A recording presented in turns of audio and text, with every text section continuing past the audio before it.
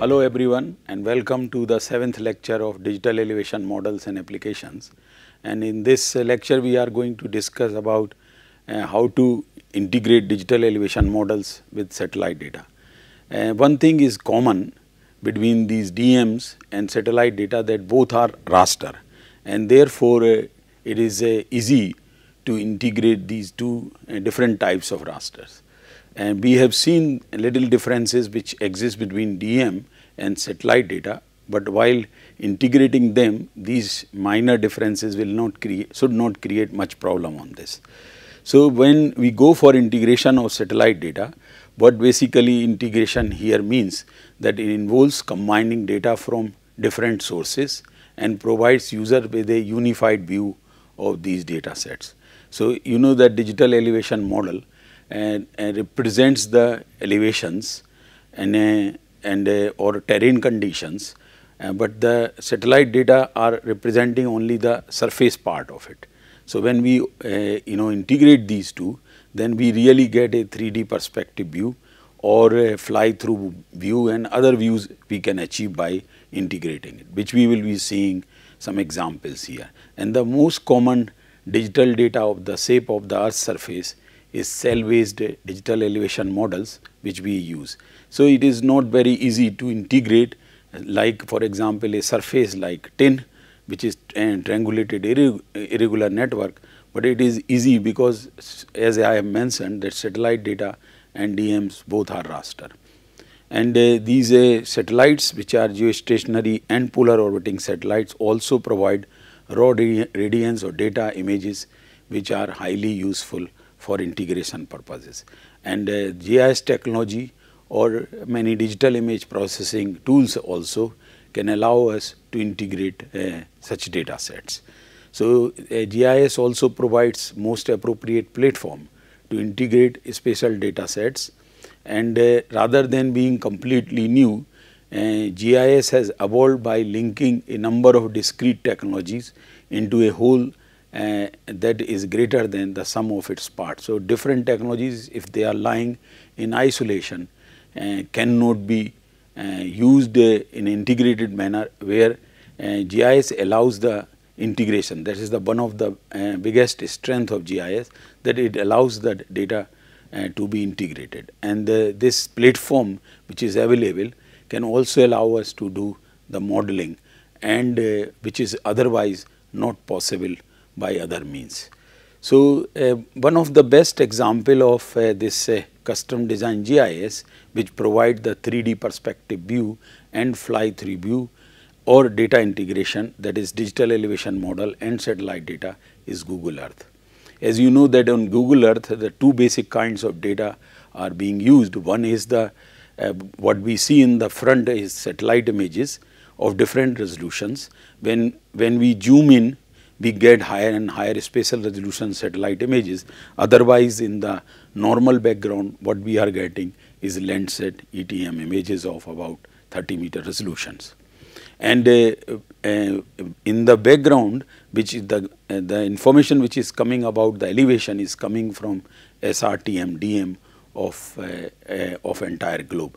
So this Google Earth has done the complete integration of these two data sets. One is the satellite images and another one is the DM, SRTM DM, and therefore, and this is a custom design GIS software, and therefore we can very easily see the 3D perspective view and fly-through view. And Google Earth can also help to locate different landmarks of entire Earth. Not only that, Google Earth is also having now Google Moon and Google Mars. So beautiful geomorphic features, landforms of Google Mars on Google Mars through satellite images or through Google Mars we can see, which are very rare to see even on the surface of the Earth. The reason is that the surface of the Mars is completely free from atmosphere. There is no atmosphere on Mars, so the images which we get through the satellites which are orbiting Mars are very clear without much atmospheric distortions, and therefore we see beautiful landforms. But when this 3D part has been added, that is the digital elevation model of Mars has been added in Google Mars, then these landforms can be studied as easily as for the Earth's surface as well. And Google Earth also allows to see very popular landmarks either in 3D or from original space view. For example, a very famous landmark which is the Mount Everest. So, Mount Everest can be seen through Google Earth in a very many different ways and with many different angles, and that too in the 3D. Google Earth, as I have already mentioned, is a custom designed GIS and a best example of spatial data integration, and especially it is the best example of satellite data and DEM integration. Google Earth having the following big databases, which I have already mentioned, that it is having SRTM 30 meter spatial resolution data of entire globe, and satellite images, especially Landsat in the background, then Sentinel, and sometimes MODIS data has also been used for those areas where high resolution, relatively high resolution Landsat images or Sentinel images were not available. Some other data sets like demographic, weather, these are the additional layers which you can overlay over the Google Earth data are also available. Even Google Earth also allowed users to add their own layers or own data sets. But the basic thing which we are discussing here is the integration of spatial data, and that too digital elevation model and satellite images. So, when you want to visualize data in 3D, basically the elevation value which is present in the cell of a digital elevation model, we assign that to treat that value as a height value or z value, and do some add some vertical exaggeration, because you know the scale, vertical scale and horizontal scale are completely different in a digital elevation model. So, because here least count may be a 1 meter in case of height, whereas you may be having a 30 meter resolution data. So, that is why we add the vertical exaggeration, and then in a small screen we start seeing things in 3D.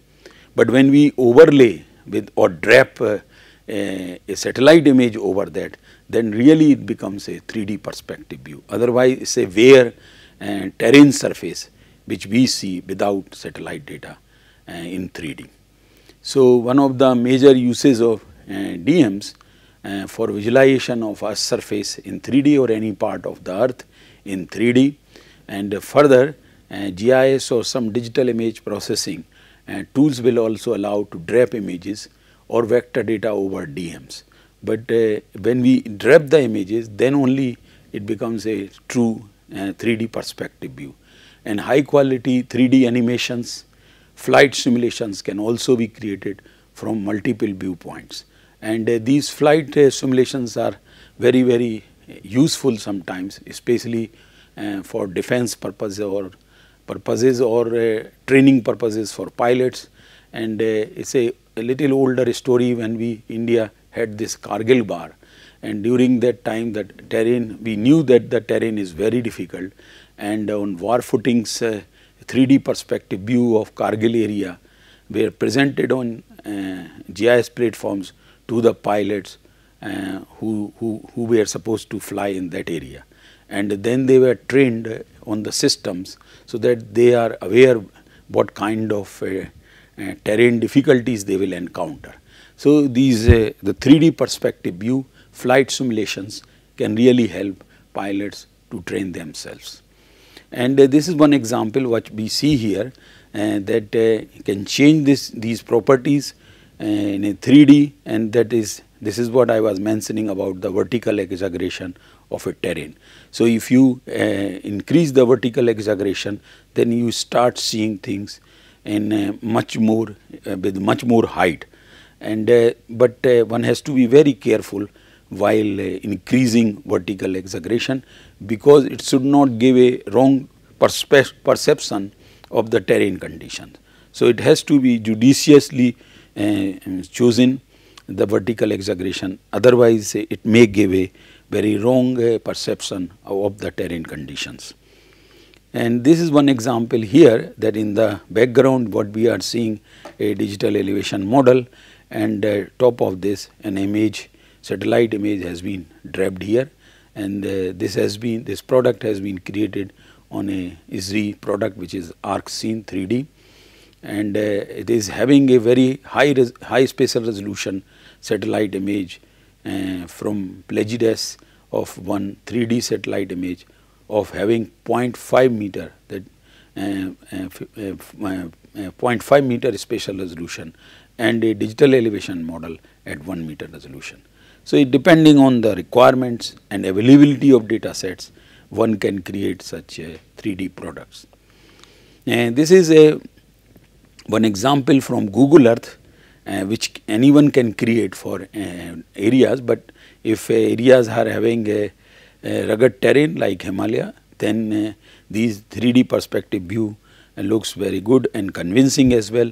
This is the example near Haridwar, which is located here. The Ganges river is coming down, and then these are the Shivalik ranges which you see, and then for, later on you find lesser Himalayas and the Doon Valley as well.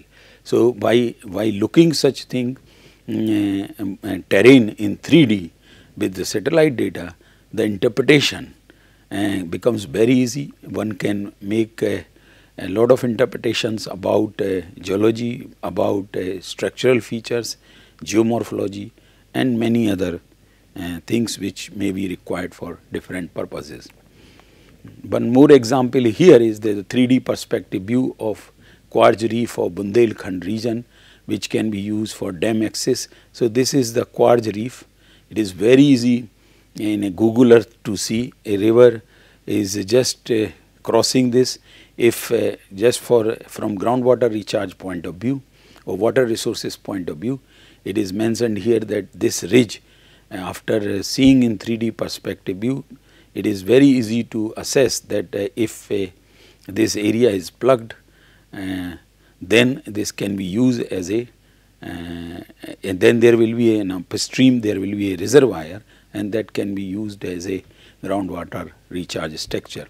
As one example here, where these quartz reefs which are running for hundreds of miles in a Bundelkhand granite, which is having problems about the water.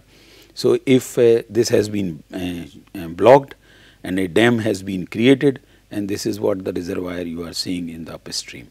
So, just looking a 3D perspective, that too in Google Earth, one can really use the data immediately without much processing for even such projects which are of very highly importance. Now, there is another example of this is Guwahati region, and what we are seeing a digital elevation model along with the satellite data and draped over it, and instead of having some other view, this is a shaded relief model over which the satellite data has been draped, and one can see a lot of details which is otherwise impossible to see only with a shaded relief model of the same region.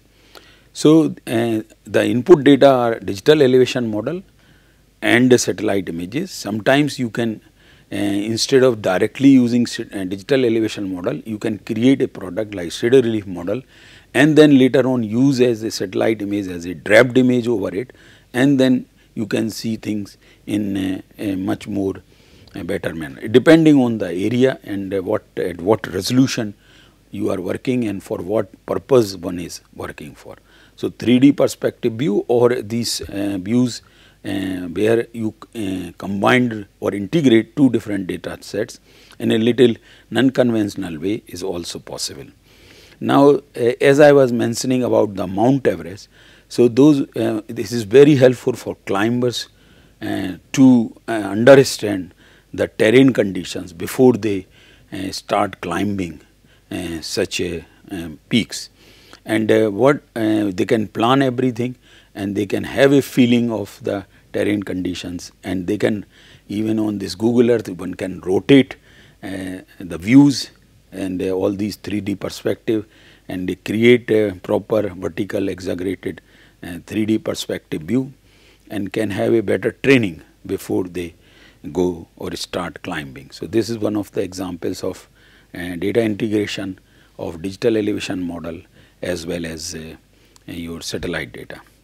Another very good example of studying landforms, and that too about a glacier, which is very famous glacier, is Malaspina in glacier in Alaska, and this is a simple satellite image, but this is the 3D perspective view. So, a lot of features or lot of things which probably one cannot understand by just looking the satellite image, but if one goes for a 3D perspective view integrating with the digital elevation model or of maybe at a relatively high resolution, then everything become very clear. So, all different types of glacier features, landforms can now very easily identified on these 3D perspective view, and moraines and lateral moraine and end moraine, terminal moraine, all these things can be very easily identified, including the lakes in the downstream area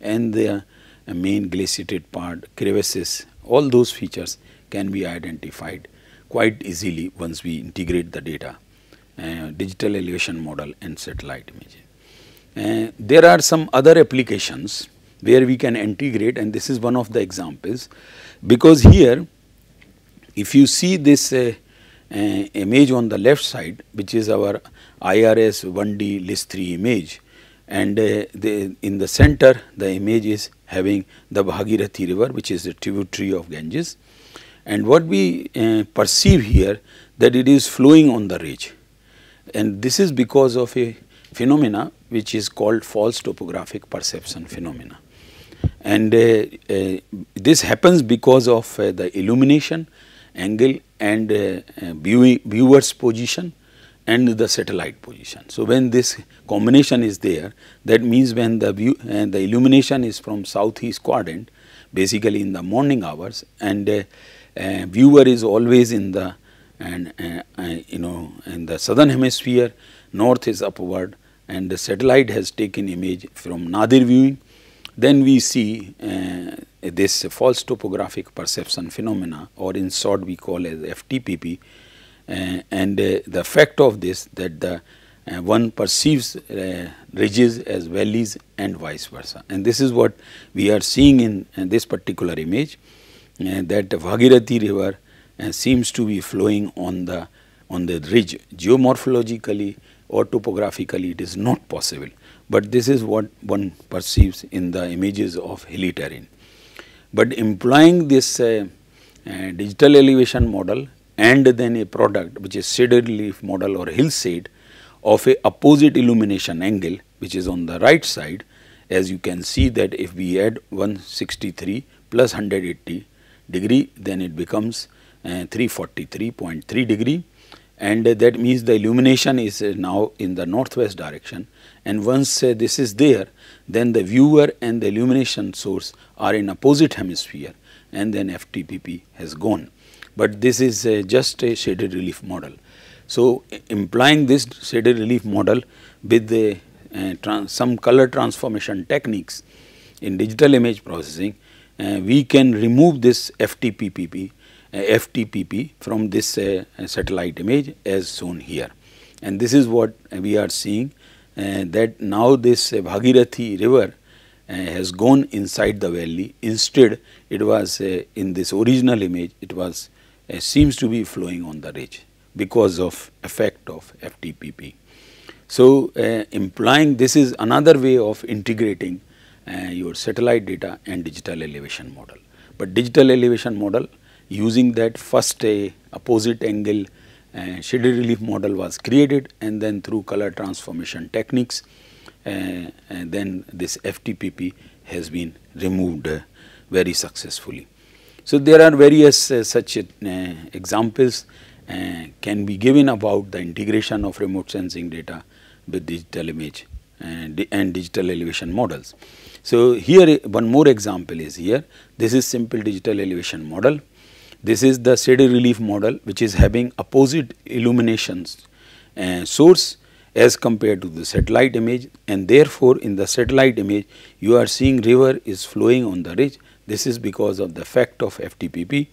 Here we have taken care while illuminating the digital elevation model and creating shaded relief model, in which it is illumination source in northwest direction. In case of this satellite image, it is in the southeast quadrant, and therefore it is suffering from FTPP, whereas this SRM or shaded relief model is not suffering from FTPP, because illumination source and viewer are in the opposite hemisphere. When we integrate these two through a color transformation technique, then what we see that this river, this is again Bhagirathi river, has gone in the valley, which is giving a correct perspective view of the terrain. So, if somebody is making image interpretation just simply based on this satellite image which is suffering from FTPP, then he is bound to make lot of wrong interpretations about the terrain and geomorphic features. So, it is always good that one first should remove the FTPP, maybe employing this SRM based correction technique, and then if make the interpretations, then those interpretations are going to be highly reliable. One can further use the same technique and can create animations which are simulated animations, and one or two examples I am going to show you here. Is one example here, that here 8 such scenarios have been created, which includes that north direction and northeast direction, then east direction, southeast direction, south direction, and southwest direction, west direction, and northwest direction, and with 8 different illuminated shaded relief models, one single satellite image, and over all these 8 different illuminated hillsides or shaded relief models, the satellite image has been draped. And what you see here, that the phenomena which I was talking, that is the false topographic perception phenomena, when this the solar illumination from the southern hemisphere, then we see this effect of FTPP. But once this solar illumination goes in the northern hemisphere, and the viewer always assumed himself in the southern hemisphere, then FTPP is not seen. As you can see here, that once it reaches in the northern hemisphere direction, that means in the upper half, then FTPP is not seen. Whereas once it goes, the illumination source, this is the showing the position of the sun, when it goes in the southern half of the image, then we start seeing FTPP. So, this FTPP phenomena was also resolved or understood very easily while integrating a DEM with the satellite data. So, not only it gives the 3D perspective view, not only this integration gives you the flight simulation and other things, but also it can resolve many other problems which one might be facing in the field of image processing, remote sensing, or maybe in GIS. One more example here is at every 5-degree interval, there is a shaded relief model which has been created, and each of these model, the same satellite image has been draped. So, when you see the darkest image, at that time the sun elevation has been kept at 5 degree from horizon, and in the previous example the sun azimuth was being changed, and the simulation had 8 images having 8 different sun azimuth angle. But here this is the what we are doing in this animation, we are playing with sun elevation angle. So, in the early morning what we see, the sun appears from the horizon, and therefore the terrain looks very dark.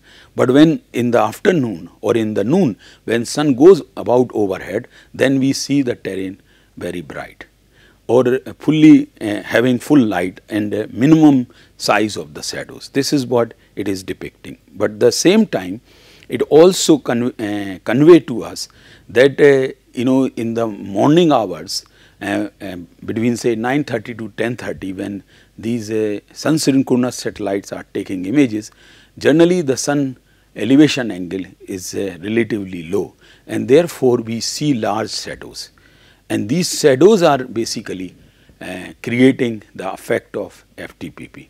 So, this simulation also depict or explains how FTPP affects when sun elevation changes. So, this is again an important animation example in which shadow relief model or digital elevation model has been used along with the satellite data to understand this FTPP phenomena in a better manner. So, this brings to the last few slides of this presentation.